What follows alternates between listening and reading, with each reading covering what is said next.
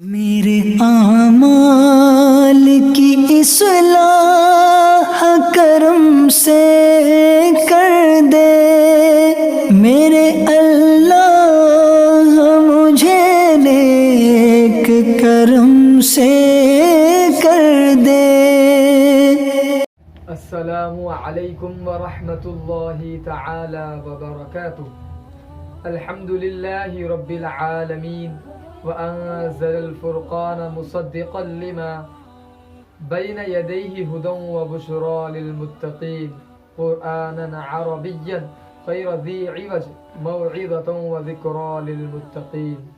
والصلاة والسلام على سيد الأولين والآخرين الطاهرين المصدقين الأنبياء والمرسلين وعلى آله وأصحابه وذريته وأمته أجمعين،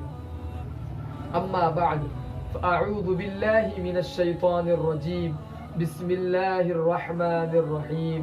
الصلاة والسلام عليك يا رسول الله، الصلاة والسلام عليك يا حبيب الله، الصلاة والسلام عليك يا نبي الله وعلى آلك وأصحابك يا نور الله۔ قرآن مجید فرقان حمید میں اللہ تبارک و تعالی ارشاد فرماتا ہے، وَالْعَصْرِ إِنَّ الْإِنسَانَ لَفِي خُسْرٍ إِلَّا الَّذِينَ آمَنُوا وَعَمِلُوا الصَّالِحَاتِ وَتَوَاصَوْا بِالْحَقِّ وَتَوَاصَوْا بِالصَّبْرِ۔ ترجمہ کنز العرفان، زمانے کی قسم، بے شک آدمی ضرور خسارے میں ہے مگر جو ایمان لائے اور انہوں نے اچھے کام کیے اور ایک دوسرے کو حق کی تاکید کی اور ایک دوسرے کو صبر کی وصیت کی۔ قبلہ شیخ الحدیث و تفسیر مفتی قاسم صاحب اس سورے کی تشریح بڑے ہی خوبصورت اور دلچسپ انداز میں فرمائی ہے، تو میں آپ کے سامنے اس کی آیت کی تفسیر پیش کرنے کی سعادت حاصل کر رہا ہوں۔ سماعت فرمائیں کہ آپ ان الانسان لفی خسر، بے شک آدمی ضرور خسارے میں ہے۔ اس آیت اور اس کے بعد والی آیت کا خلاصہ یہ ہے کہ اللہ تعالی نے قسم ذکر کر کے فرمایا کہ بے شک آدمی ضرور نقصان میں ہے، کہ اس کی عمر جو اس کا سرمایہ اور اصل پونجی ہے اور ہر دم کم ہو رہی ہے، مگر جو ایمان لائے اور انہوں نے اچھے کام کیے اور ایک دوسرے کو ایمان اور نیک عمل کی تاکید کی اور ایک دوسرے کو ان تکلیفوں اور مشقتوں پر صبر کرنے کی وصیت کی، تو جو دین کی راہ میں انہیں پیش آئے تو یہ لوگ اللہ تعالیٰ کے فضل سے خسارے میں نہیں بلکہ نفع پانے والے ہیں، کیونکہ ان کی جتنی عمر گزری وہ نیکی اور طاعت میں گزری ہے۔ تو محترم سامعین اور ہمارے چینل اللہ والوں کی محفل کے ناظرین، ہم آپ کے لیے ایک اور سلسلہ جس کا نام میں سدھرنا چاہتا ہوں ہے، ہم آپ کے لیے یہ سلسلہ پیش کر رہے ہیں۔ ناظرین، سلسلہ تو ہم ہفتے میں ایک بار ایپیسوڈ کو پوسٹ کرنا چاہ رہے تھے، لیکن جو ہمارے علاقے کے سننے والے، جو ہمارے معتقدین، جو ہمارے چاہنے والے ہیں، ان کا کہنا ہے کہ حافظ صاحب ہفتے میں ایک مرتبہ کافی عرصہ ہو جا رہا ہے، تو لیکن اس کے ایپیسوڈ کو ہم جو پروگرام، جو سلسلہ ہفتے میں ایک بار ڈالنے کی وجہ یہ ہے کہ جو ہمارے معاونین، جو ہمارے ساتھ کام کرنے والے ہیں، ہمارے ویڈیو ایڈیٹر جناب سہیل صاحب اور ان کے ساتھ کام کرنے والے ان کے ہمراہ جناب شیخ مصطفیٰ صاحب، یہ حضرات ابھی اسٹوڈنٹ ہیں، ان کی کافی مصروفیت ہوتی ہے، گھر کی مصروفیات بھی ہے، تو لیکن ہم ہمارے سننے والوں کی خواہش پر انشاءاللہ عز و جل ہفتے میں 2 یا 3 ایپیسوڈ پوسٹ کرنے کی انشاءاللہ ضرور کوشش کریں گے۔ اگر 3 نہ ہو سکا تو انشاءاللہ عز و جل 2 انشاءاللہ ہم پوسٹ کرنے کی کوشش کریں گے۔ تو آپ ہمارے لیے دعائے خیر بھی فرمائیں۔ بہرحال ناظرین، جو ہمارا سلسلہ ہے میں سدھرنا چاہتا ہوں ہے، تو اس سلسلے میں ہم نے جو آیت مقدسہ پڑھنے کی سعادت حاصل کی سورہ عصر کی، تو اس میں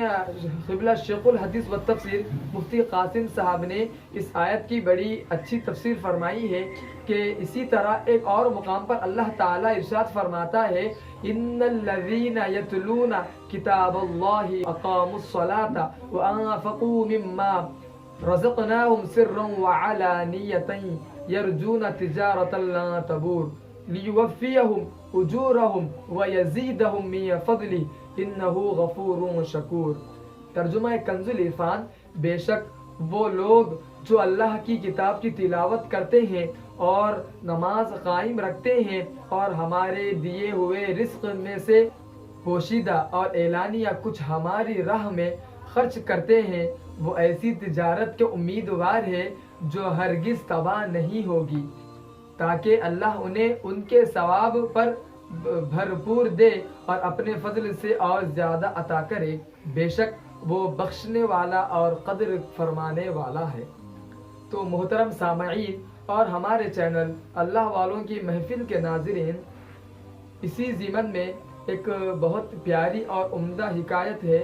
آپ کے سماعتوں کے حوالے کر رہا ہوں، سماعت فرمائیں کہ امام ابو نعیم احمد بن عبداللہ اصفہانی رحمۃ اللہ تعالی علیہ حلیۃ الاولیاء میں ایک حکایت نقل فرماتے ہیں کہ حضرت سیدنا ابراہیم تیمی رحمۃ اللہ تعالی علیہ فرماتے ہیں کہ میں ایک مرتبہ یہ تصور باندھا کہ میں جہنم میں ہوں اور آگ کی زنجیروں میں جکڑا ہوا توہر یعنی زہریلے کانٹے دار درخت کھا رہا ہوں اور دوزخیوں کا پیپ پی رہا ہوں۔ ان تصورات کے بعد میں نے اپنے نفس سے استفسار کیا، یعنی اپنے اعمال کا محاسبہ کرتے ہوئے کہا کہ بتا تجھے کیا چاہیے، جہنم کا عذاب یا اسے نجات؟ نفس بولا نجات چاہیے، اس لیے میں چاہتا ہوں کہ دنیا میں واپس چلا جاؤں اور ایسے عمل کروں کہ جس کی وجہ سے مجھے اس دوزخ سے نجات مل جائے۔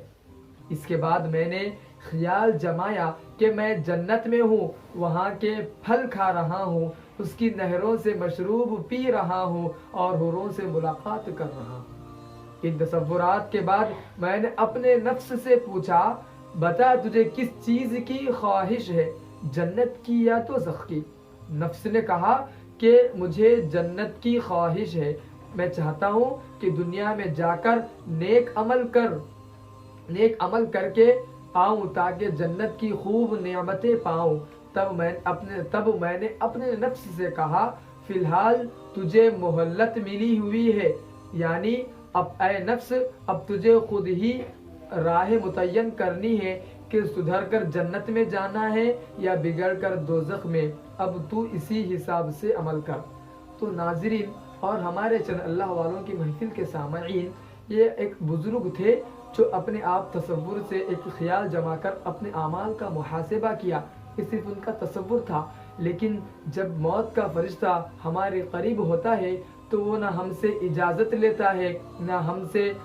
وہ رابطہ کرتا ہے کہ میں آ رہا ہوں آپ کی روح قبض کرنے کے لیے۔ موت اچانک یکایک آتی ہے اور اپنے جھپیٹے میں لے کر ہمیں اس دنیا فانی سے رخصت کر کے لے کے چل جاتی ہے۔ جس طرح چوزے کو چیل جھپٹ لیتی ہے، بالکل اسی طرح موت کا فرشتہ بھی ہماری روح کو اسی طرح قبضے میں کر لیتا ہے۔ تو ہمارے چینل کے ناظرین، ہمیں چاہیے کہ وقت سے پہلے اپنے اعمال کا محاسبہ کرے، اپنے زندگیوں کو سنوارے کہ میرا اٹھنا کیسا ہے، میرا سونا کیسا ہے۔